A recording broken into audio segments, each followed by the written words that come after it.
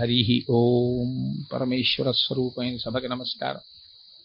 వసంత నవరాత్రులు నడుస్తున్నాయి. ఇప్పుడు శారదా నవరాత్రుల తరువాత అంత ప్రాముఖ్యత కలిగినటువంటి నవరాత్రులు వసంత నవరాత్రులు. దక్షిణాయనంలో సాధనకి శారదా నవరాత్రులు ఎంత గొప్పవో, ఉత్తరాయణ పుణ్యకాలంలో తరించడం విషయంలో, సిద్ధి పొందడం విషయంలో వసంత నవరాత్రులు అంత ప్రఖ్యాతిగా చెప్పబడతాయి.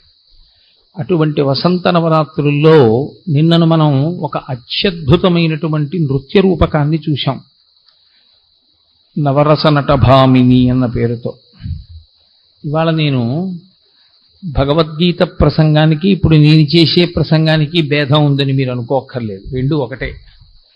ఎందుచేత అంటే వసంత నవరాత్రుల యందు అమ్మవారి వైభవాన్ని ఒకసారి మనం స్తుతి చేయవలసి ఉంటుంది. నిన్నను మనం చూసినటువంటి నాట్య కార్యక్రమం, నృత్య కార్యక్రమం ఏదైతే ఉందో అది సామాన్యమైనటువంటి విశేషమేం కాదది. అది చాలా చాలా గొప్ప సిద్ధాంతం. ఎందుచేత అంటే అది అమ్మవారికి సంబంధించినటువంటి నాట్యంలా, నవరసాలు అమ్మవారు ఆవిష్కరించినట్లు, అమ్మవారి జీవితంలో అనేక ఘట్టాలని సమన్వయం చేస్తూ ఆవిడ చరిత్రలోవి నవరసాలకి వాటిని ప్రాతిపదికగా తీసుకుని 9 రసములను అమ్మవారు ఎలా ఆవిష్కరించిందో చూపించడానికి చేసినటువంటి ప్రయత్నం. కానీ మీరు ఒకసారి కొంచెం దాని వెనక ఉండేటటువంటి రహస్యాన్ని ఒకదాన్ని గమనిస్తే, ఈ లోకంలో ఎవ్వరు అనాథ అన్న పదాన్ని పొందకుండా ఉండాలి అన్నది జగత పితరౌ వందే పార్వతీ పరమేశ్వరౌ అయినటువంటి తల్లిదండ్రుల యొక్క లక్షణం. అసలు ఒక గడుసు కవి అన్నాడు, లోకంలో అనాథ అంటూ ఉంటే పరమేశ్వరుడు ఒక్కడే, అనాథుడు అనాథ అనబడినటువంటి వాడు వేరొకడు లేడు అన్నాడు. ఎందుచేత అంటే అనాథ శబ్దాన్ని ఎవరికి ప్రయోగిస్తారంటే, తల్లి కాని తండ్రి కాని తల్లిదండ్రులు ఇరువురు కాని లేకపోతే అనాథ అంటారు. నాకు జగత పితరౌ వందే పార్వతీ పరమేశ్వరౌ, పార్వతీ పరమేశ్వరులు ఇద్దరూ నాకు తల్లిదండ్రులుగా ఉంటే నేను అనాథని ఎలా అవుతాను? నేను అనాథను కాను. కానీ పరమేశ్వరుణ్ణి కాపాడడానికి ఆయనకి లేరు తల్లిదండ్రులు, కాబట్టి అనాథ అంటూ ఉంటే ఆయనేనేమో కానీ మేం కాదు అన్నారు. కానీ అలా అన్వయం అవుతుందా? పరమేశ్వరుడు అనాథ కాడు, పరమేశ్వరుడు కూడా సనాథుడే. ఎందుచేతో తెలుసా అండి? ఆయనని ఆవిడ కాపాడుతుంది, ఆవిడని ఆయన కాపాడతాడు. ఆయనని ఆవిడెప్పుడు కాపాడింది అంటే, హాలాహల భక్షణం చేసినప్పుడు తన యొక్క మంగళసూత్ర ప్రభావంతో, సౌభాగ్య వస్తువులైనటువంటి చెవి తాటంకముల యొక్క ప్రభావంతో అమ్మవారు పరమశివుని యొక్క ఆయుర్దాయాన్ని రక్షించింది. శంకర భగవత్పాదులు సౌందర్యలహరిలో అంటారు అదే మాట. పోతన గారు భాగవతంలో అంటారు, మంగళసూత్రమునెంత మదినమ్మినదో అంటారు. సుధామప్యాస్వాద్య ప్రతిభయజరా మృత్యుహరిణీం విపద్యంతే విశ్వే విదిశతమఖముఖాద్యాది విశద కరాళం యక్షేళం కబళతవత కాలకలనాన శంభోస్తన్మూలం తవ జనని తాటంక మహిమ అంటారు సౌందర్యలహరిలో. అమ్మవారి యొక్క తాటంకముల చెవిపోగులున్నాయే అవి ఐదోతనానికి గుర్తు. అమ్మవారి యొక్క ఐదోతనానికి గుర్తైనటువంటి చెవితాటంకముల ప్రభావం చేత హాలాహల భక్షణం చేసిన పరమశివుణ్ణి రక్షించుకుంది ఆ తల్లి. దక్షయజ్ఞంలో శరీరం విడిచిపెట్టేసినటువంటి పార్వతీదేవి యొక్క మర్యాదను నిలబెట్టి దక్షయజ్ఞ ధ్వంసం చేసి మళ్ళీ హిమవంతుని కుమార్తెగా పుట్టినటువంటి హైమవతిని వివాహం ఆడాడు తప్ప ఆయన వేరొక కాంతను స్వీకరించినటువంటి వాడు పరమేశ్వరుడు. కాబట్టి ఎప్పుడూ వారు ఒకరినొకరు రక్షించుకుంటుంటారు. కాబట్టి తల్లిదండ్రులు లేనంత మాత్రం చేత వాళ్ళు అనాథలు కారు. వాళ్ళిద్దరూ తల్లిదండ్రులుగా ఉండగా మనం అనాథలం కాదు. ఈ తల్లిదండ్రులు ఇద్దరూ ఏ రూపంలో ఉంటారు అని అడిగారు శాస్త్రంలో. దీన్ని మీరు కొంచెం జాగ్రత్తగా పట్టుకోవాల్సి ఉంటుంది. ఈ లోకమంతా తల్లిదండ్రుల యొక్క స్వరూపంగానే ఉంటుంది అన్నారు. ఎలా అంటే, తాండవము అన్న మాట కేవలము పురుషుడికి మాత్రమే అన్వయం అవుతుంది. తాండవం స్త్రీ చేస్తే తాండవం చేస్తోందని చెప్పకూడదు. అందుకే లలితా సహస్రనామ స్తోత్రంలో మహేశ్వర మహాకల్ప మహాప్రళయ సాక్షిణి, ప్రళయకాల తాండవం పరమశివుడు చేస్తుంటే ఆవిడ సాక్షిగా నిలబడుతుందంతే. తాండవము అమ్మవారు చెయ్యదు. అమ్మవారు ఎప్పుడు చేసినా లాస్యమే చేస్తుంది. పరమశివుడు ఎప్పుడు చేసినా తాండవమే చేస్తాడు. తాండవం చెయ్యడము అంటే నృత్యశాస్త్రాన్ని అనుసరించి తాళ విన్యాస ప్రక్రియ యందు జితిభేదము గతిభేదము రెండిటిని ఆ అవయవముల యొక్క ఒక పొందికతో కూడినటువంటి కదలికల చేత ఆవిష్కరిస్తే దాన్ని తాండవము అంటారు. అభినయము భావము రెండిటిని ఆవిష్కరిస్తే లాస్యము అంటారు. అమ్మవారు ఎప్పుడు చేసినా అభినయము భావము ఈ రెండిటిని ప్రకటనం చేస్తుంది. అయ్యవారు ఎప్పుడు చేసినా తాండవం చేస్తారు. అయ్యవారు విడిగా తాండవం చేయడం ఉండదు, అమ్మవారు విడిగా లాస్యం చెయ్యడం ఉండదు. లోకమంతా అయ్యవారి తాండవం అమ్మవారి లాస్య రూపంలో కలిసిపోయి ఉంటుంది. ఎందుచేత అంటే మీరు కొంచెం జాగ్రత్తగా గమనించండి. నేనిప్పుడు మాట్లాడుతున్నప్పుడు నా చేతులు కదులుతూ ఉంటాయి, నాలో ఉన్నటువంటి వాయువు కదులుతూ ఉంటుంది, నా నాలుక కదులుతూ ఉంటుంది, నా గుండె కొట్టుకుంటూ ఉంటుంది, నా ఊపిరితిత్తులు సంకోచించి వ్యాకోచిస్తూ ఉంటాయి, నా జీర్ణావయవం సంకోచించి వ్యాకోచిస్తూ ఉంటుంది, నా రక్తం ఒక నియమితమైనటువంటి వేగంతో ప్రవహిస్తుంది. ఇవన్నీ తాండవం. ఇవన్నీ తాండవం అయితే నేను మాట్లాడేటప్పుడు ఏ విషయం గురించి మాట్లాడుతున్నానో ఆ విషయ సంబంధమైనటువంటి భావ ప్రకటనము నా ముఖమునందు ఆవిష్కృతమవుతుంది. ప్రధానంగా రసావిష్కరణము ఒక్క కన్నుల వలన మాత్రమే జరుగుతుంది. ఎందుకో తెలుసా అండి? భయానకం ఉందనుకోండి, మీ భయం ముఖంలో తెలుస్తుంది. కానీ భయమైన, శృంగారమైన, లేకపోతే అద్భుతమైన, హాస్యమైన నవరసాలు 9 రసాలు పలికేది, 9 రసాలు వ్యక్తమయ్యేది ఒక్క కన్నులలో నుండి మాత్రమే తప్ప మిగిలిన అవయవములు 9 రసములను ఆవిష్కరించలేవు.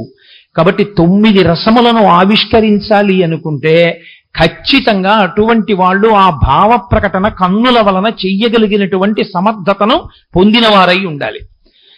అందుకే శంకర భగవత్పాదులు 9 రసాలని అమ్మవారు ఎలా ఆవిష్కరిస్తుందో సౌందర్యలహరిలో చెప్పినప్పుడు 9 రసాల్ని కళ్ళలోంచే చెప్పారు.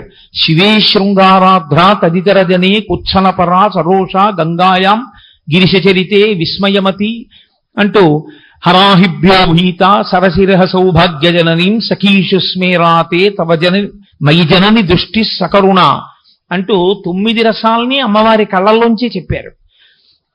ఇప్పుడు ఈ 9 రసములను ఆవిష్కరించడం అమ్మవారు, కదులుతుండడం అయ్యవారు. మీరు చూడండి, లోకంలో ఒక్కొక్కరు ఒక్కొక్క రకంగా కదులుతారు, ఒక్కొక్కరు ఒక్క రసావిష్కరణలో ఉంటారు. ఒకడు మంచి కోపంగా ఉంటాడు, ఒకడు నవ్వుతూ ఉంటాడు, ఒకడు భయపడుతూ ఉంటాడు, ఒకడు చెయ్యిలా చూపిస్తూ ఉంటాడు. అన్ని నవరసాలు మీకు కనపడుతుంటాయి, భావ ప్రకటన అవుతూ ఉంటుంది అందరి యందు. ఈ భావములు ప్రకటింపబడమే అమ్మవారు, అందరిలోనూ కదలికలు ఉండడమే అయ్యవారు. ఈ రెండింటిని శివ శివ అని, ఆనంద భైరవ ఆనంద భైరవి అని పిలుస్తారు. శ్రీ విద్యా సంప్రదాయంలో మూలాధార చక్రంలో వాళ్ళిద్దరూ ఆనంద భైరవ ఆనంద భైరవిగా ఆడుతూ ఉంటారు సృష్టి కారణమునందు. ఈ కదిలేటప్పుడు అమ్మవారి గుండా ఆవిష్కృతమయ్యేటటువంటిది రసము, లాస్యము. అయ్యవారి గుండా ఆవిష్కృతమయ్యేటటువంటిది తాండవము. శివ శివ హంస హంసి వీళ్ళిద్దరూ విడివిడి ఉండరు. అందుకే శివ లేకుండా శివ ఉండదు, శివ లేకుండా శివుడు ఉండడు. లోపల కదలికలు లేవనుకోండి, గుండె కొట్టుకోవట్లేదు, ఇంకా ఆయనలో కోపరసం ఉండదు, శాంతరసం ఉండదు, హాస్యరసం ఉండదు, బీభత్సం ఉండదు, భయానకము ఉండదు, ఏమీ ఉండవు. ఒకటే రసం, శవరసం. కాబట్టి లోపల శివ సంబంధమైన కదలికలుంటే శివా సంబంధమైనటువంటి రసములు ఆవిష్కృతమవుతాయి. లోపల శివ లేకపోతే శివా ఉండదు, శివా ఉండి శివుడు లేకపోవడం ఉండదు. ఇది ఒక గమ్మత్తు. మీరు నన్ను ప్రశ్న అడగచ్చు, ఏమంటే గాలి వీస్తోంది కదా, రసం ఏముంది అని అడగచ్చు. గాలి కదులుతోందిగా, మరి కదలికలన్నీ తాండవం అన్నారుగా మీరు. మరి గాలి కదిలితే కదలిక తాండవం అయితే మరి ఈ కదలిన గాలి యొక్క లాస్యమేమి, భావమేమి ప్రకటించినట్టు గాలి? నేను మీతో ఒక మాట మనవి చేస్తాను. ఇప్పుడు గాలి చక్కగా వేస్తుంటే మనందరం సంతోషంగా ఉంటాం, అదే గాలి యొక్క రసం. ఆ గాలి తీవ్రంగా వేసిందనుకోండి మనందరం భయపడతాం, అదే గాలి యొక్క రసం.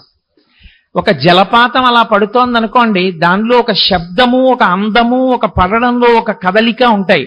ఆ కదలిక తాండవం. అబ్బా అని మీరు అలా ఉండిపోవడమే అద్భుత రసం.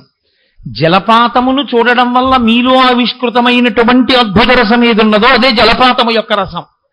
కాబట్టి ఒక తాండవము రసం లేకుండా ఉండదు, ఒక రసము తాండవము లేకుండా ఉండదు. కాబట్టి శివ శివ లేకుండా నవరసములు ఆవిష్కృతము కావు. అది లోకంలో పెద్ద రహస్యం. అసలు నవరసనట భామిని అంటే ఈ జగత్తుకి నవరసనట భామిని అని పేరు. ఎందుకంటే అన్నీ కదులుతుంటాయి, అన్నిటిలో భావనలు ఎప్పుడూ కనపడుతుంటాయి. కాబట్టి దేన్ని పిలుస్తారంటే ఆ పేరుతో ఈ జగత్తునంతటినీ పిలుస్తారు. ఇప్పుడు ఈ జగత్తునంతటినీ పిలిచినప్పుడు మీరు కొంచెం జాగ్రత్తగా గమనిస్తే, నేను మీతో మనవి చేశాను, వీటన్నిటి యందు తాండవము ఉంటుంది, వీటన్నింటి యందు రసము ఆవిష్కృతం అవ్వడము కూడా ఉంటుంది అని నేను మనవి చేశాను. ఇందులో అమ్మవారి పరంగా రసావిష్కరణ చెప్పేటప్పుడు మీరు అయ్యవారి స్పర్శ తీసి చెప్పడం కష్టం. అయ్యవారి స్పర్శ తీసేసి అసలు అయ్యవారి సంబంధం ఏమీ లేదండి, ఇది కేవలం అమ్మవారే ఆవిష్కరించిన రసము అని మీరు చెప్పడం కుదరదు. శ్రీ విద్యా సంప్రదాయంలో శివమహాపురాణంలో పెద్ద రహస్యం ఏమిటంటే, అమ్మవారు ఆవిష్కరించేటటువంటి ప్రతి రసమునకు వెనక కారణము కేవలము అయ్యవారి యొక్క కదలిక కారణమై ఉంటుంది. అందుకే శివ రసావిష్కరణ చెయ్యాలి అంటే శివ పక్కన పెట్టడం కుదరదు. అందుకని శివ కథని ఆధారం చేస్తే తప్ప శివ నవరసములను ఆవిష్కరించదు. ఎందుకంటే లోపల కదలిక లేకుండా భావం ఎక్కడుంది, కుదిరే విషయం కాదు. కాబట్టి అంత గొప్ప సిద్ధాంతాన్ని, ఇంత గొప్ప రహస్యాన్ని ఇంకా నేను చాలా సంక్షిప్తం చేస్తున్నాను ఉన్న సమయం దృష్ట్యా. దీన్ని ఆవిష్కరించడానికి అమ్మవారి ముఖతః నవరసములు ఎలా ఆవిష్కృతమయ్యాయో చూపించారు నిన్నటి రోజున. అది మీరు పార్వతీ పరమేశ్వరుల కదలిక యందు మీరు చూడవలసింది ఏమిటంటే, మీరు చూడడానికి కూర్చున్నప్పుడు నేను సనాథుడను అని చూడాలి. నాకు నాథుడున్నాడు, అదిగో మా అమ్మ నాన్న, వాళ్ళిద్దరే మా తల్లిదండ్రులు, చూశారా, ఇంకా నేను అనాథనెక్కడ, ఆ కదలికలే ఈ లోకమంతా ఉన్నాయి అన్న మీ కదలికతో సమన్వయం అవ్వాలి. ఇందులో గమ్మత్తు చూడండి, కారణములు ఏవైనా నా తల్లి శోభానాయుడు గారే చెప్పారు, ఇలా అయితేనే కథాపరంగా నడుస్తుంది అని నేను బీభత్సరసాన్ని ఎంచుకున్నాను అని చెప్పారు. బీభత్సరసాన్ని ఆవిష్కరించడం చాలా కష్టం. బీభత్సరసం పూర్తి వ్యతిరేక పదం శృంగార రసానికి. శృంగార రసం ఎక్కడుంటుందో దానికి పూర్తి వ్యతిరేకం బీభత్సం. శృంగారము అన్న మాటకు అర్థం ఏమిటో తెలుసా అండి? యాదేవీ సర్వరూపేషు లజ్జారూపేణ సంస్థిత నమస్తస్యై నమస్తస్యై నమస్తస్యై నమో నమః. భర్త పక్కన ఉంటే శృంగారం కాదు, భర్త పక్కన లేకపోయినా భర్త యొక్క ఆభరణం ఒకటి చేతికి పట్టుకొచ్చి సీతమ్మ తల్లి చేతిలో పెట్టినంత మాత్రం చేత గృహీత్వా ప్రేక్షమాణాసా భర్తుక్కర విభూషణం భర్తార వివసంప్రాప్త జానకీ ముదితాభవత్. భర్తగారే వచ్చినంత ఆనందపడిపోయి బుగ్గలు ఎర్రబడిపోయిన సీతమ్మ యందు శృంగార రసం, లజ్జ. భర్త పక్కన ఉంటేనే శృంగార రసం ఉంటుందని మీరు అనుకోకూడదు. శృంగార రసం నవరసాల్లో కల్లా నాయిక, చాలా గొప్పది ఆ రసం. శృంగార రసం భావన చేత ఎంత ఉద్దీపనం చెందుతుందో, ఎంత రసావిష్కరణ చేస్తుందో, కేవలము చూడడం చేత భావన చేత అంత జుగుప్స కలిగితే బీభత్సం. అందుకే శృంగార రసము ఎంత ఆహ్లాదమును కల్పిస్తుందో బీభత్స రసము అంత బాధ కల్పిస్తుంది. మీరు అందుకే చూడండి, బీభత్స రసాన్ని కల్పించడానికి ఏదో భయంకరమైన సన్నివేశం ఉండాలనుకోవడం తప్పు. ఎందుకో తెలుసా అండి?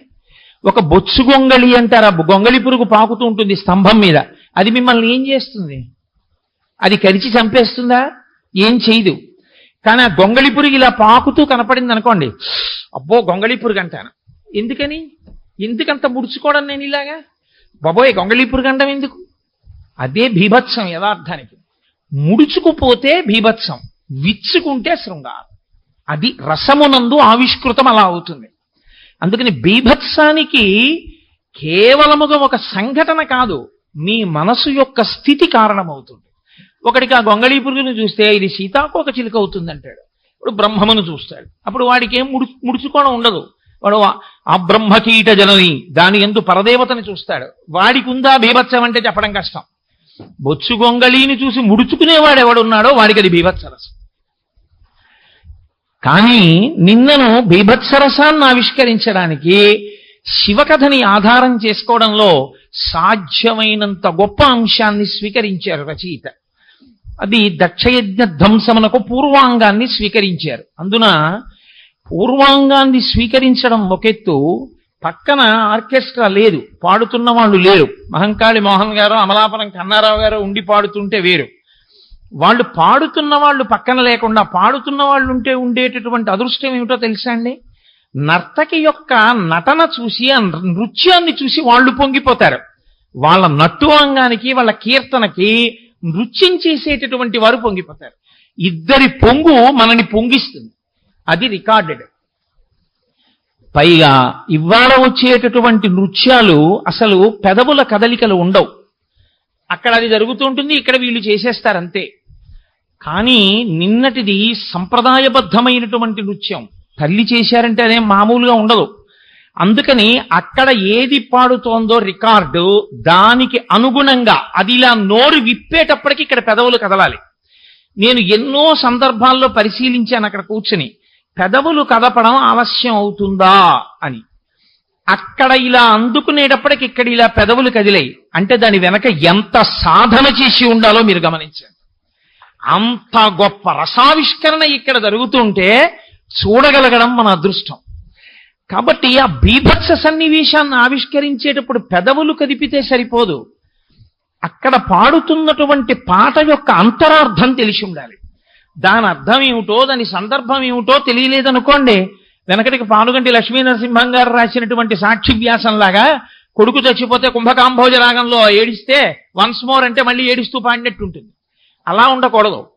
ఆ పాడుతున్నటువంటి పాట యొక్క అర్థం తెలిసి ఉండాలి. ఆ అర్థం తెలిసి ఉంటేనే భావము ప్రకటనమవుతుంది. నిన్న చూడండి, ఇక్కడ కమల భవుడు కమల ధవుడు ఇద్దరు కూర్చుని ఉన్నారు భార్యలతోటి. కూర్చునుంటే పార్వతీదేవి వచ్చింది.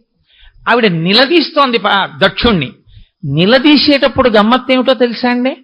పాపం కూతురికి చెప్పలేక అటు భర్తకి చెప్పలేక నలిగిపోతున్నటువంటి దక్షుడి భార్య.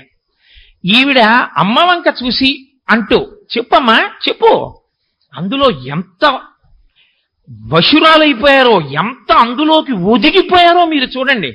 దక్షయజ్ఞంలో వేరొక పార్వతి మీకు సాక్షాత్కరించింది. ఆ సందర్భంలో చూపించమంటూ, ఏమమ్మా ఈ కమలభవుడు కమలధముడు భార్యలతో వచ్చారు, 33 కోట్ల మంది దేవతలు వచ్చారని ఆ సభని చూపించారు. అంటే అటు భర్తలు ఇటు భార్యలు కూర్చుంటే ఈ 33 కోట్ల మంది భార్యాభర్తలతో వచ్చారు. నేనేనా రాకూడదు నా భర్తతో? నీ కూతురు అల్లుడు నీకంత బరువైపోయారా? నేను రాకూడదా? పిలుపుకే నోచుకోలేదా? అడిగేటప్పుడు ఆడపిల్ల ఇంకా బాధ వచ్చేస్తే అమ్మ నాన్నగారు అన్న గౌరవం కూడా లేకుండా అడుగమ్మా అని అమ్మని సంజ్ఞ చేస్తూ నాన్నగారితో మాట్లాడితే ఎలా ఉంటుందో, ఆ రసమునందు ఆవిడ లీనమైపోయిన సందర్భం అత్యద్భుతం. అది ఏ పాత్రికేయుడు గుర్తించకపోవడం, ఎక్కడా కనీసం దాని మీద 4 వాక్యాలు రాకపోవడానికి నేను సిగ్గుతో తలంచుకున్నాను. నిజంగా ఏమి అద్భుతమైనటువంటి రసావిష్కరణ తల్లిది నిన్నటి రోజున. అంత గొప్పగా బీభత్స రసాన్ని ఆవిష్కరించారు. నేను ఇప్పుడు ఒక్కొక్క రసం గురించి పూర్తి ఉపన్యాసం చేయడం కుదరదు. బీభత్స రసాన్ని ఆవిష్కరించి బీభత్స రసం అవుతూనే కథ ఎలా నడుస్తుందో అలాగే నడుపుతూ దానికి అనుగుణంగా రసాల్ని స్వీకరించారు. బీభత్సరసం అయిపోయి దక్ష ప్రజాపతి కూతురుగా ఉన్నటువంటి ఆవిడ శరీరాన్ని విడిచిపెట్టేసి, విడిచిపెట్టడంలో యోగాగ్ని యందు శరీరాన్ని విడిచిపెట్టింది. యోగాగ్ని యందు శరీరం విడిచిపెట్టడం అంటే యోగము అన్న మాటకో లక్షణం ఉంది. అనేన యుజ్యతే ఇతి యోగ అంటాడు పతంజలి. ఆ సమయంలో కేకలేయడం బొబ్బలు పెట్టడం ఇవేం ఉండవు. మహాపతివ్రత లక్షణంగా మొట్టమొదట శరీరాన్ని విడిచిపెట్టేసినటువంటిది పార్వతీదేవి. అందుకే సతీ అని ఒక ఆచారం తర్వాతి కాలంలో భారతదేశంలో వచ్చింది, భర్తతో పాటు శరీరాన్ని విడిచిపెట్టడం. ఆ సమయమునందు ఇంద్రియాల్లో ఉన్న శక్తులన్నింటినీ మనసులోకి పెట్టి, మనసులో ఉన్న శక్తిని ఆత్మలో పెట్టి, ఆత్మని తీసుకెళ్లి భర్త అనబడేటటువంటి పరదైవమునందు పెట్టి ఈ శరీరాన్ని ఒక్కదాన్ని అగ్నిహోత్రమునందు నిలబెట్టి బాధకి అతీతంగా ఏ బాధ గుర్తింపు లేని రీతిలో శరీరాన్ని సాక్షిగా చూస్తూ కాలిపోవడాన్ని అనుమతించేస్తారు. అలా కాలిపోతున్న సన్నివేశాన్ని ఒక వేదిక మీదకి తీసుకురావడం అంటే అగ్నిహోత్రాన్ని ఎలా తీసుకొస్తారు? నేను ఆ సన్నివేశం గురించి 1000 కళ్ళతో చూస్తున్నా. ఇది యోగాగ్ని కదా, ఎలా తీసుకొస్తారు వీడిప్పుడు ఇక్కడికని. ఆశ్చర్యం, ఎర్రని బట్టలు కట్టుకున్న వాళ్ళు జ్వాల తిరుగుతుంది. జ్వాలకి తిరిగే లక్షణం ఉంటుంది. జ్వాల కుడి పక్కకి జరిగితే శుభం, జ్వాల ఎడం పక్కకి జరిగితే అశుభం. తిరిగేటప్పుడు కూడా కుడి పక్కకి ప్రదక్షిణ పురస్సరంగా తిరిగారు వాళ్ళు. అది తప్పుగా తిరిగి ఉంటే నేను ఇవాళ అది కూడా చెప్పుండేవాడిని, అది మార్చుకోవాలని. కుడి పక్కకి ప్రదక్షిణ పురస్సరంగా తిరిగారు వాళ్ళంటే ఆవిడ పరాశక్తి, ఆవిడ ఒక గొప్ప పతివ్రతా ధర్మాన్ని ఆవిష్కరిస్తోంది. కాదు కాదు, శివా విశ్వాహ భేషజీ, శివా రుద్రస్య భేషజీ. శివనింద చేసిన లోకానికి పాఠం చెప్పాలి. పిల్లల్ని ఆయన దెబ్బలాడ్డాం. ఆవిడ గాని కోపం తెప్పించిందా, ఇప్పుడు ఆయన రుద్రుడై వచ్చి దక్షయజ్ఞ ధ్వంసం చేసి వీళ్ళకి పాఠం నేర్పుతాడు. ఆయన్ని రుద్రుణ్ణి చేయడానికి శరీరం వదులుతోంది. అందుకే యోగాగ్ని యందు నిలబడడం అంటే ఎలా నిలబడాలో అలా ఇప్పటిదాకా ఊగిపోయినటువంటి పార్వతీదేవి అగ్నిహోత్రంలో కాలిపోతుంటే అలా నమస్కారం చేస్తూ అలా నిలబడిపోయిందంతే. అది బాగా సన్నివేశముల గురించినటువంటి పూర్వాపర విచారణ తెలిస్తే తప్ప, తత్సంబంధమైనటువంటి విషయములతో పరిచయం బాగా ఉంటే తప్ప అటువంటి రసాన్ని యథాతథంగా ఆవిష్కరించడం ఒక నర్తకికి సాధ్యం కాదు. అది చెయ్యలేరు అలాగా. అది అసలు నిన్న నా ఒక్క ఘట్టం చాలండి, పరమాద్భుతం. మీరు చెప్తే నమ్మరు. నేను అక్కడ కూర్చుని ఆవిడ పొందుతున్న ఆవేశానికి, అమ్మో నా తల్లి పార్వతీదేవి ఇంత బాధపడిపోయిందా అని అలా చూస్తుండగా నా కన్నుల వెంట నీళ్లు ఇలా కారిపోయాయి. ఎవరైనా చూస్తే ఏమైనా అనుకుంటారేమో అని గబగబా కళ్ళతోడు తీసి ఉత్తరీయంతో కళ్ళు తుడుచుకున్నాను నేను. అది శ్రోతయందు రసాన్ని ఆవిష్కరించడం అంటే, అది కృతకృత్యురాలు కావడం అంటే నర్తకి. అంత గొప్ప రసాన్ని ఆవిష్కరించారు. కథాపరంగా ఆవిడ శరీరాన్ని విడిచిపెట్టగానే వచ్చేటటువంటి అంశం, మళ్ళీ ఆవిడ హైమవతిగా పుడుతుంది.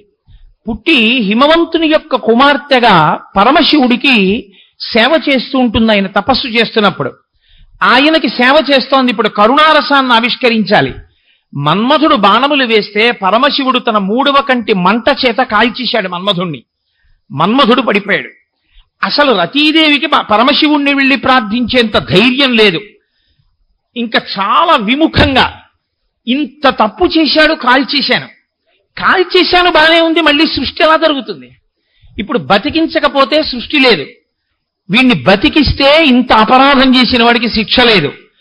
ఏం చెయ్యాలని ఆలోచనా ముద్రలో ఉండిపోయిన వాళ్ళ కాసేపు ఇలా చేతులు వెనక్కి పెట్టుకుని ఏదో సభని చూసి నిశ్చేష్టుడైపోయాడా అన్నట్టుగా అలా నిలబడి, తర్వాత ఇలా నడుం మీద చేతులు పెట్టుకుని ఆలోచిస్తూ అలా నిలబడిపోతే పార్వతీదేవి ఆ రతీదేవి పొందుతున్న శోకాన్ని వింటున్నది ఈవిడొక్కతే. ఆయన పరాకుగా ఉన్నాడు. ఆవిడ ఏడుస్తోంది. ఇంత చిన్న తప్పుకి, ఈ చిన్ని అపరాధమునకి ఇంత శిక్ష అని ఏడుస్తోంది భర్తని చూపించి. కింద పడిపోయి ఉన్నాడు. ఆ పడిపోవడంలో కూడా ఎంత అందామో అందరికీ కనపడేటట్టు స్టేజ్లో మిగిలిన వాళ్ళకి అడ్డం రాకుండా పడ్డాడు. ఎంత క్యాలిక్యులేట్ చేసుకుంటారో స్టేజ్ వాళ్ళు. ఆవిడ ఏడుస్తూ ఉంటే అది ఎంత హృదయ విదారకంగా ఉందో నేను చెప్పలేని దాన్ని నా మాటలతో. అది కరుణరసం. అప్పుడు ఆవిడ పరమశివుడి దగ్గరికి వెళ్ళి కరుణరసాన్ని అలా ఆవిష్కరించి వదలచ్చు, కానీ వదలలేదు. అది అలా ఆవిడ ఏడుస్తున్న ఘట్టం దగ్గర వదలకుండా మంగళంతో పూర్తి చేశారు. అది హృద్యత, అది కవికి ఉండవలసిన లక్షణం. వెంటనే పరమశివుడు తన అమృత దృక్కులతో చూస్తే అమ్మవారి అనుగ్రహం చేత మళ్ళీ మన్మధుడు పునరుజ్జీవితుడయ్యాడు. కాబట్టి ఘట్టం మంగళంతో పూర్తయిపోయింది, కరుణారసం ఆవిష్కరింపబడింది. ఇప్పుడు తర్వాత రావలసినది, ఇప్పటిదాకా కొంచెం 2 సన్నివేశాల్లో ఏమైందంటే వరుసగా సభంతా కూడా ఉద్విగ్నం అయిపోయింది. ఒకసారి బీభత్సం, ఒకసారి భర్త చచ్చిపోయి ఏడుపు, ఒకసారి భార్య చచ్చిపోయింది, పార్వతీదేవి శరీరం వదిలింది, ఒకసారి మన్మధుడు శరీరం వదిలాడు. ఇలా ప్రారంభిస్తూనే 2 శరీరాలు విడిచిపెట్టారు. ఏడుస్తున్నటువంటి సందర్భాలతో నడిచింది. ఒక్కసారి హృద్యంగా తీసుకెళ్ళాలి ఇప్పుడు ఆ ప్రక్రియనంతటినీ. అందుకే 3వ రసంగా హాస్యరసాన్ని తెచ్చుకున్నారు. ఆ తెచ్చుకోవడంలో గమ్మత్తు చూడండి. అది అలా ఉన్నది అని శివపురాణంలో లేదు, కానీ ఎంత అందంగా కూర్చుకున్నారో చూడండి. ఆ పరమశివుడి వేషం వేసి ఒక ఆవిడ్ని తీసుకొచ్చారు. సఖీయులు అలాగే ప్రవర్తిస్తారు. సఖీషు స్మేరాతే అంటారు శంకరాచార్యులు వారు. ఒక సఖిని పరమశివుడి వేషం వేసి తీసుకొచ్చి మనకి కేవలంగా అలా పాట పాడేసి నర్తన చేస్తే అర్థం కాదేమోనని ఒక వేషం వేసి అచ్చు శివుళ్ళ తీసుకొచ్చి నించోబెట్టి అమ్మవారిని వెటకారం ఆడుతున్నట్లుగా 4 విషయాలు ప్రతిపాదన చేశారు. అసలు ముందు పెళ్లి కొడుకు అంటే కళ్యాణం బొట్టెట్టాలి. అమ్మ కళ్యాణం బొట్టెడదామంటే ఇక్కడ కొంచెం బొట్టు పెట్టేవాడు ఇలా అనుకుంటే కుదరదు, కొంచెం ఇలా గట్టిగా నొక్కుకోవాలి. ఇలా అమ్మ నొక్కుదా ఉంటే అది కన్ను, ఎలా నొక్కుతాం? అదేమిటమ్మా బొట్టెట్టుకునే చోట 3వ కన్ను ఏమిటి? వికృతంగా లేడు, బొట్టు ఎలా పెట్టాం? ఇక అసలు బొట్టు లేకపోతే మంగళం. కళ్యాణం బొట్టు లేని వాడు పెళ్లి కొడుకు ఏమిటి? బొట్టు ఎలా పెట్టామమ్మా అంటే హాస్యం అన్నది ఎప్పుడో తెలుసా అండి? హాస్యం ఆడితే హాస్యం కాదు, తీసుకునే వాళ్ళకు కూడా హృదయం ఉంటేనే హాస్యం. మీరేదో సరదాగా ఓ మాట అన్నారనుకోండి, అక్కడి నుంచి నేను ప్రళయతాండవం చేస్తే హాస్యం ఎందుకు అవుతుంది? తీసుకునేవాళ్ళు కూడా అలా ఉంటేనే, హృదయ సంపన్నత ఉంటేనే. పార్వతీదేవి కూడా నిజంగా నిన్నను వేసిన పిల్ల నవ్వింది, అమ్మ బాబోయ్ ఆ నవ్వులు పువ్వులైతే బుట్టలు బుట్టలు ఏరుకుపోతుంది నేను ఇంటికి. ఎంత నవ్వుతూ చేసిందో నా తల్లి నిజంగా.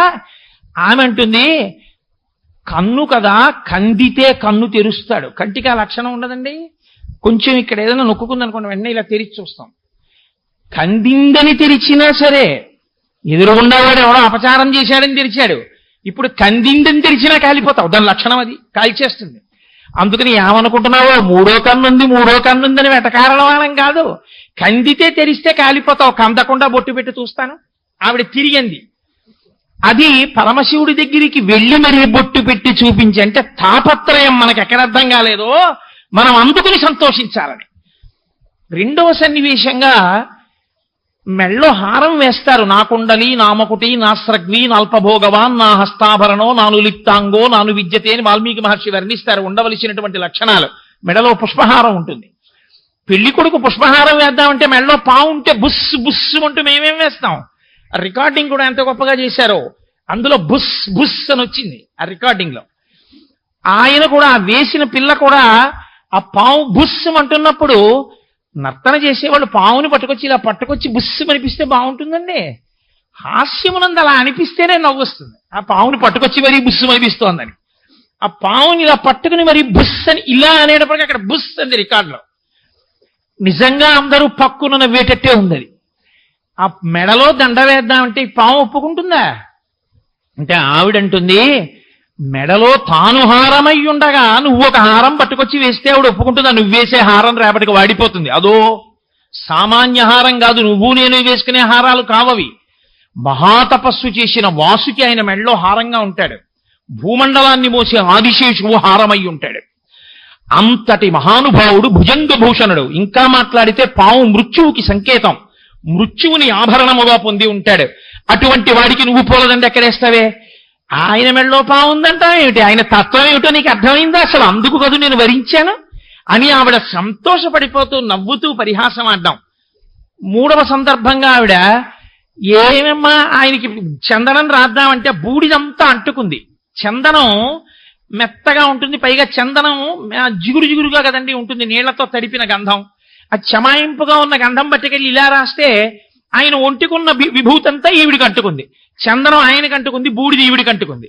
కాబట్టి ఈవిడేమో హాస్యం ఆడింది, చందనం రాస్తే బూడిది అంటుకుంటోంది, ఆ ఒంటికి ఎవడు రాస్తాడు అంటే ఆవిడంది, అది విభూతి విభూతి అనుకుంటున్నావు, కాస్త గాలేసి ఆ విభూతి కళ్ళల్లో పడిందంటే కళ్ళు కనపడడం ఏమనుకుంటున్నావో? అదే సామాన్య విభూతి కాదు. ప్రళయమునందు ఈ లోకాలన్నీ లయమైపోతే మళ్ళీ పునఃసృష్టి చేయడానికి జీవుల యొక్క కర్మఫలాలన్నింటినీ ఈశ్వరుడు విభూతి కణముల యందు పెట్టి కంప్యూటర్ చిప్స్ లా తన ఒంటికి రాసుకుని అట్టే పెట్టుకుంటాడు. అటువంటి విభూతి అది కళ్ళల్లో పడితే కళ్ళు కనపడడం ఏమనుకుంటున్నావో? ఏమమ్మా పెళ్లి కొడుకు కదా అని ఓ వస్త్రద్వయం, ఓ పంచా ఉత్తరీయం పట్టుకెళ్ళి ఇద్దామంటే అదిగో ఒంటికి కట్టుకున్నదేమో ఓ పులితోలు, ఓ ఏనుగు చర్మం, అది విప్పనంటాడు. పైగా ఎప్పుడు కట్టుకున్నదో కంపు కాదు, తోలు కట్టుకుంటే, పైగా తోలు ఒంటి మీద ఉంటే వాడు పూజార్హుడు కాడు, మంగళకార్యం మీద పనికిరాడు. అందుకే దేవస్థానంలో ఉండేవాళ్ళు తోలు బెల్ట్లు పెట్టుకోరు, అందుకని తోలు ఉండకూడదు ఒంటి మీద. కాబట్టి తోలు చర్మం కట్టుకున్న వాడిని పెళ్లి కొడుకుగా ఎలా తీసుకొచ్చి కూర్చోపెడతాం పెళ్లి మంటపంలో? అంటే తోలు తోలు అన్నామనుకో, తోలు పనికిరాంది అని 10 మాట అంటే ఆ తోలు ఎవరు తోలుస్తారు? పశువు తోలుస్తారు. కాబట్టి ఆహా మా తోళ్లు పనికిరానివంటున్నారు అని ఆ పశువులు ఆయన్ని సేవిస్తుంటాయి. అదిగో నందికి భృంగికి కోపం వచ్చి మీ వెంటబడి కుమ్ముతాయి అనేటప్పటికీ కొమ్ములు పెట్టుకుని వాళ్ళు వచ్చినట్టు, ఈ చెలికెత్తలు పరిగెత్తినట్టు. నిజంగా కుమ్మేస్తాడా? నిజంగా నందీశ్వరుడు కుమ్మేస్తే ఇంకేమైనా ఉందా? కుమ్ముతున్నట్టు, ఆఖరికి పార్వతీదేవిని పరిహాసమాడడానికి ఆయన కట్టుకున్న జింక చర్మాన్ని కూడా పట్టుకున్న సఖియలు పరిగెడుతున్నట్టు, పార్వతీదేవి బుగ్గల మీద ఇలా చిటికలు వేస్తున్నట్లు, ఆవిడ ఆ చిటికలు వేస్తే ఇలా బుగ్గ తుడుచుకున్నట్టు, ఆవిడతో ఇలా చేతులు పట్టుకుని ఆడినట్టు, అందరూ కలిసి ఇక్కడ కూర్చుని ఏవో వసంతాలు ఆడుతున్నట్లు, అందరూ నవ్వులే. మీకు తెలియకుండానే అన్నీ మర్చిపోయి మీరు కూడా సభ అంతా నవ్వుతూ ఉండిపోతుంది. అలా ఎక్కడికక్కడ పంట, నువ్వులేస్తే నువ్వు పంట, మినువులేస్తే మినప్పంట, వరి వేస్తే వరి పంట, ఒక్క భూమి యందు పండించగలిగిన వాడు కర్షకుడైనట్టు ఘట్టాన్ని బట్టి సభని మార్చగలిగినటువంటి స్థితి అది. అదే సామాన్యం కాదు. కాబట్టి హాస్యరసం అప్పటికి 3 రసాలు అయ్యాయి. 4వది శృంగారం. అబ్బో, అమలిన శృంగారం ఎంత అద్భుతమో నిజంగా. కానీ నేను యథార్థంగా చెప్పవలసి వస్తే ఆ శృంగార సన్నివేశమునందు పరమశివుడు మాత్రం అప్పుడే మన్మధుణ్ణి కాల్చేసిన పరమశివుడిలో ఉన్నాడు. ఎందువల్ల అంటే అమ్మవారు ఆవిష్కరిస్తున్నటువంటి శృంగార రసం, ఆవిడ కన్నుల్లోంచి ఒలుకుతున్న ఆ రసం ఇంత సభ ముందు ఇంతమంది వీడియోగ్రాఫర్లు, ఇంతమంది కెమెరాల వాళ్ళు తిరుగుతుంటే అవేవి పట్టనట్టు, పరమశివుడు గురించే తాపత్రయపడుతున్నట్టు ఆ కళ్ళంతా అలవోకగా పెట్టి ఆవిడ ఆ శృంగార రసాన్ని అభినయిస్తూ బరువుగా అడుగులేస్తుంటే పరమశివుడు కూడా శృంగారాన్ని ఆవిష్కరించడం మరిచిపోయి ఈవిడ్ని చూస్తూ నిలబడిపోయాడు. నిజానికి నిన్న అది శోభానాయుడు గారి ప్రతిభ. ఆ ప్రతిభకి ఎవడైనా అంతే, అలా కావలసిందే. అక్కడ ఎవడు శివుడిగా వేసినా బహుశా అంతకన్నా చేయలేడేమో. కాబట్టి అంత గొప్ప సన్నివేశం నాకు చాలా గొప్పగా అనిపించింది. ఎక్కడంటే సాహిత్యమునందు అమలిన శృంగారం ఒక్క మాట దోషభూయిష్టంగా లేదు. అసలు నిన్న నా నాట్యం చెయ్యడంలో కూడా మీరు గమనించి ఉంటారు. ఇలా నడుం దగ్గర చెయ్యేసి పట్టుకున్నట్లుగా ఉంది చూడ్డానికి, కానీ చెయ్యి 2-3 అంగుళాల దూరంలో ఉండి పార్వతీదేవి పాత్ర పోషించిన వారి శరీరానికి చెయ్యి ఏమలపాటునందు కూడా తగలకుండా ఎంత పవిత్రంగా, ఎంత సభాముఖంగా చెయ్యడానికి యోగ్యంగా, ఎంత గొప్ప రసావిష్కరణ. నిజంగా అందులో ఆ శృంగార రసాన్ని అభినయించడంలో అక్కడ ఆవిడ వేదిక మీద కూర్చుని పరమశివుడి గురించి తన్మయత్వంతో ఉంటే శివుడి వెనక నుంచి వచ్చినా తన్మయత్వంలో మరి పట్టించుకోనట్టు, ఆయన అటెళ్తే ఈవిడ ఇటు తల తిప్పి చూసినట్టు, ఆయన అటెళ్తే మళ్ళీ ఆవిడ ఇటు తిరిగినట్టు, నిజంగా వేదిక మీద కూర్చొని అంత చూడనట్టు ఉండగలగడం ఎంత పాత్రలో లీనమైపోవాలండి. ఆయనేమో ఆ వెనక్కి వెళ్ళి కొంచెం శబ్దం చేస్తే ఇలా లేచి నిలబడి ఆయన్ని చూడగానే ఇలా ఆనందపడిపోయి సంతోషపడిపోయి ముఖంలోంచి ఇలా సిగ్గులు ఒలికించేసి, అయ్య బాబోయ్ ఆవిడకు ఆవిడే సాటి, నాకు మాటలతో కూడా నేను అలా ఒలికించలేను. అంత గొప్ప శృంగార రసాన్ని ఒలికించడం ఒకెత్తైతే ఆ సాహిత్యం నిజంగా అమలిన శృంగారం. అందులో ఒక చరణం నాకు ఆశ్చర్యపోయాను. నా ఒంటి మీద ఉన్న పచ్చకర్పూరం అంతా నీకంటుకుపోయింది, నీ ఒంటి మీద ఉన్న విభూతి అంతా నాకంటుకుపోయింది, అంతే. ఇంకా అర్థం చేసుకోవడానికి ఏం కావాలి? అది ఎక్కడదో తెలుసా అండి? శంకరాచార్యులు వారి ప్రాతస్మరామి స్తోత్రంలోది. ప్రాతస్మరామి పరమేశ్వర బాహుదండాన్ ఖట్వాంగశూల హరిణాహ పినాకయుక్తాన్ గౌరీ కపోలకు చరంజిత పత్ర రేఖాన్ సవర్ణ కంకణ మణిద్యుతి బసమానాం. శంకర భగవత్పాదులు చేశారు. పరమశివ, తెల్లవారగానే నీ చేతి వంక చూస్తే రాత్రి పార్వతీదేవి తన స్తనముల మీద అలదుకున్నటువంటి కస్తూరి రేఖలు నీ అరిచేతి కంటుకొని కనబడుతున్నాయన్నారు. ఇంకా వివరించాలా? చాలు శృంగారాన్ని వర్ణించడానికి. శంకరాచార్యుల వారి సాహిత్యాన్ని ఆదర్శంగా తీసుకునే ఎవరో అటువంటి రచననే చేశారు. చేసి ఆడదానికి సిగ్గు కదండి, పార్వతీ పరమేశ్వరుల యొక్క ప్రణయాన్ని చూసి సాటి ఆడదైన కంగ సిగ్గుపడి కొప్పులోకి జారిపోయింది, ఇక చూడలేక. శృంగారము ఆవిష్కారం కదా, విచ్చుకోవడం. ఆయన తల మీద చంద్రవంక చూసి కలువ, ఈవిడ మెడలో కలువ అనుకోండి, లేకపోతే ఆవిడ సిగలో కలువ అనుకోండి, ఆ కలువ బాగా విచ్చుకుందిట. చంద్రస్పర్శకి, చంద్రకిరణ స్పర్శకి కలువలు విచ్చుకుంటాయి. ఆవిడ హృదయము విచ్చుకుంది, గంగ సిగ్గుపడిపోయింది.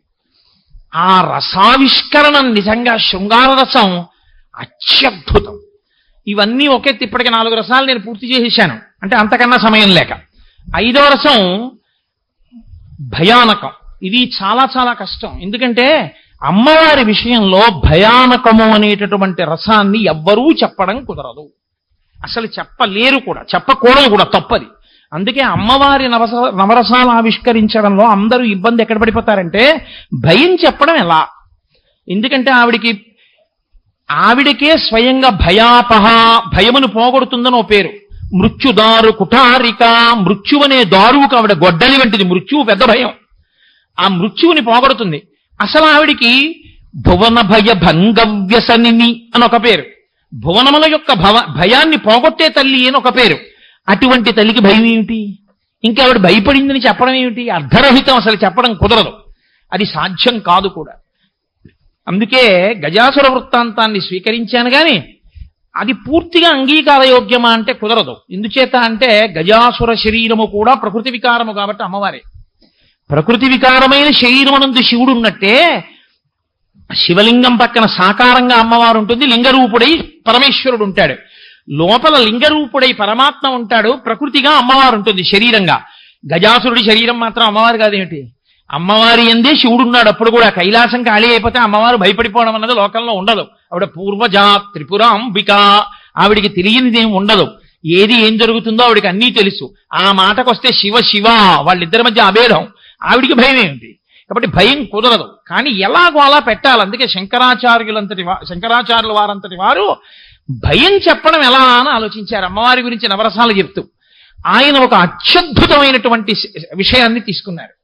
ఆయన ఎలా తీసుకున్నారంటే ఇంకోలా భయం చెప్తే బాగుండదని స్త్రీ సహజమైనటువంటి బిడియాన్ని భయంగా అందంగా ఆవిష్కరించారు. పరమశివుడు యొక్క లీలలు వర్ణిస్తుంటే సంతోషంగా ఆవిడిలా ఆయన చేయి పట్టుకుంది, మా ఆయన ఇంత గొప్పవాడని. పరమశివుడి చేతులకి కూడా పిల్లపావులు చుట్టుకుని ఉంటాయి, పాము అడుగున చల్లగా ఉంటుంది. అమ్మవారి చెయ్యిలా పట్టుకుంటే పరమశివుడి చేతికి ఉన్నటువంటి పాము కంకణంలా ఉన్నది విప్పుకుని మెల్లిగా అమ్మవారి ఒంటి మీదకి పాకింది, ఆవిడ చేయి మీదకి.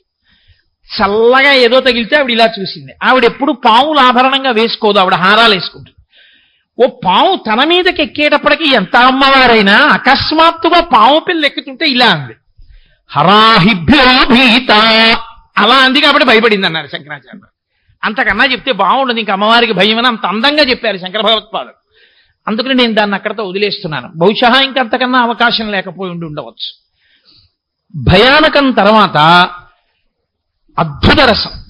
అద్భుత రసంలో పరమశివుడు పార్వతీదేవి ఇద్దరూ తాండవ ప్రక్రియ ఎందే మగ్నమై ఉన్నట్లు, పరమశివుడు అమ్మవారి కన్నా గొప్పవాణ్ణి అనిపించుకోవడం కోసమని విష్ణువుని పిలిచి స్థాయి పెంచమని అడిగినట్లు ఆయన మృదంగాన్ని గట్టిగా వాయిస్తుంటే ఈయన ఇంకా బాగా తాండవం చేస్తుంటే, అబ్బా ఏమి తాండవం అని పార్వతీదేవి ఇలా మోకాళ్ల మీద కూర్చుని ఇలా చూస్తూ ఉండిపోయినట్టు, తాండవం చేసి చేసి పరమశివుడు అమ్మవారిని ఇలా చూస్తూ ఉండిపోయినట్టు ఉంది. నాకనిపించింది ఆయన తాండవం చూసి ఈవిడ అద్భుత రసాన్ని పొందిందా, ఆవిడ అలా కూర్చుని బుగ్గన చెయ్యి పెట్టుకుని చూస్తే అసలు ఆవిడ అలా ఉండడం అద్భుతంగా అనిపించి శివుడు ఆగిపోయాడా అని నాకు అనిపించింది. అసలు ఎవరికి అద్భుతం నాకు అర్థం కాలేదు, అంత అద్భుతంగా మనకు అనిపించింది ఆ రసం. చాలు కదా పండిందనడానికి. కానీ నా మటుకు నేనైతే చెప్పమంటే ఎన్ని సలహాలన్నా చెప్తావు, అనుకోకపోతే నేను ఒక్క మాట చెప్తా. దాన్ని స్వీకరించడం కన్నా అక్కడ శంకర భగవత్పాదులు చేసిన సూచన ఒకటి ఉంది. నవరసావిష్కరణలో అద్భుత రసావిష్కరణ ఎందు పరమశివుని యొక్క గొప్పతనాన్ని సరస్వతీదేవి వీణ మీద వాయిస్తుంది. విపంచాగాయంతి వివిధమపదానం పశుపతే, త్రిపురాసుర సంహారము, మన్మథ సంహారము, మార్కండేయుడికి ఆయుర్దాయం ఇవ్వడం, యమధర్మరాజు వక్షస్థలం మీద తన్నడం, ఎవ్వరూ చెయ్యలేనటువంటి అత్యద్భుతమైనటువంటి కృత్యాలు, ఇటువంటివన్నింటినీ వర్ణిస్తూ ఆవిడ వింటుంటే అంతటి పార్వతీదేవి కూడాట ఇలా అంటుందిట, తాంబూలపూరితముఖి తాంబూలారుణపల్లవాదరయుతే తటంకహారాన్వితే వీణానాద నిమీలితార్ధనయనే విప్రస్థ చూలింబరే. తాంబూల రసాన్ని ఆస్వాదిస్తూ ఇలా తలూపుతూ, అబ్బా ఏమి భర్త, ఏమి అద్భుతం, ఎంతటి మహానుభావుడు నా భర్తని పొంగిపోతుందిట. దానివల్ల వచ్చే ప్రయోజనం ఏమిటో తెలుసా అండి? ఎప్పుడైనా అమ్మవారి సందర్భంగా మీరు ఏది చేస్తున్నా పరమశివుడికి సంబంధించినటువంటి వైభవాన్ని కీర్తిస్తే అమ్మవారు పరిపూర్ణంగా అనుగ్రహిస్తుంది. అందుకే సౌందర్యలహరి చేసిన శంకరాచార్యుల వారు శివశక్త్యాయుక్తో శివశబ్దంతో మొదలుపెట్టారు. శివుని యొక్క వైభవ వర్ణనకి ఆవిడ అద్భుత రసాన్ని ప్రదర్శించినట్లుగా ఆ ఘట్టాల్ని తెచ్చి అంత అందంగా కూర్చాలి అంటే అది తల్లి శోభానాయుడు గారు లాంటి కారణజన్మురాలకి తప్ప అన్యులకి సాధ్యమయ్యే విషయం కాదు. ఒడ్డున కూర్చుని సలహాలు ఎన్నైనా చెప్తామనుకోకపోతే అద్భుత రసం విషయంలో కొంచెం మార్పు చేస్తే ఇంకా అద్భుతమైన రసం పండుతుంది అని నేను అనుకుంటున్నాను. కాబట్టి అది అద్భుత రసం బాగుంది. తర్వాత భయానక రసం అయిపోయింది, అద్భుత రసం అయిపోయింది, హాస్యరసం అయిపోయింది, శృంగార రసం అయిపోయింది. ఇక అమ్మవారు రౌద్రరసం. రౌద్రరసంలో ఆ మహిషాసురుణ్ణి మర్దించడం కోసం అని చెప్పి అమ్మవారు బయలుదేరినప్పుడు అతను మాట్లాడుతున్న మాటలకే ఆవిడికి వచ్చినటువంటి కోపం. ఆవిడికంత కోపం వచ్చిన తర్వాత ఆవిడ ఆయుధాల్ని తీసుకుని అతనితో యుద్ధం చేసేటప్పుడు వీరరసం. ఈ వీరరసం తర్వాత శాంతరసం. అమ్మవారు ఒక్కతి వేదిక మీద ప్రశాంతంగా కూర్చున్నట్లు చూపించారు. చాలా బాగుంది. ఎందుచేతనంటే అదే సామాన్యమైన ప్రక్రియ కాదు. ప్రత్యేకించి మహిషాసురుడు పార్వతీదేవి యుద్ధంలో ఆవిడ బాణం వేస్తే అలవోకగా తీసి అవతల బారేసినట్లు, ఆయన త్రిశూలం పెట్టి కొడితే గదాదండం ఓ మూలకెళ్ళిపోయి మళ్ళీ వీళ్ళకి అడ్డు రాకుండా ఓ పక్కన పడి మళ్ళీ ఎవరో పరిగెత్తుకొచ్చి తీయడానికి అవసరం లేకుండా వెళ్ళిపోయేటట్టుగా కొట్టడం, ఉన్న స్టేజిని అందంగా వాడుకుని బాణం విసిరేసేటప్పుడు ఆ మూలకెళ్ళిన తర్వాత చేత్తో పట్టుకుని అడ్డుపడేసేటట్టు స్టేజిని ఎంత బాగా వాడుకున్నారు అనడానికి అది నృత్యం చేసే వాళ్ళ ప్రతిభకి పట్టాభిషేకం. అందున మహిషాసురుడు అంతటి శోభానాయుడు గారు శృంగారరసం ఆవిష్కరిస్తే శివుడే తెల్లబోతే మహిషాసురుడు మాత్రం అంత విచ్చలవిడిగా చేయడం నేను చాలా తెల్లబోయాను. అబ్బో, ఆయన 4 అంగల్లో దాటేసేవాడు స్టేజిని చివరి నుంచి ఆ చివరి వరకు. ఆ కొమ్ములు ఆయన నిజంగా రాక్షసుల్లాగే పరిగెత్తడంలో దీపాన్ని కూడా కింద పారేశాడు తన్నేసి.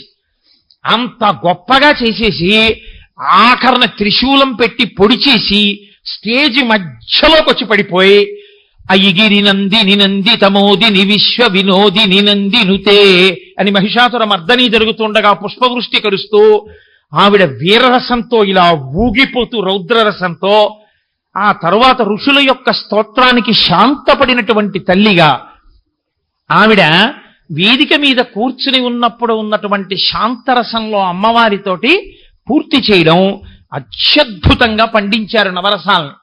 కానీ నేను ఒక్క మాట మనవి చేయవలసి ఉంటుంది. అమ్మవారి విషయంలో శాంతము లేదని కాని, శాంతము రసము కాదని కాని, శాంతము ఉండకూడదని కాని, అమ్మవారు శాంతరసం ప్రకటించకూడదని కాని ఎవ్వరనరు.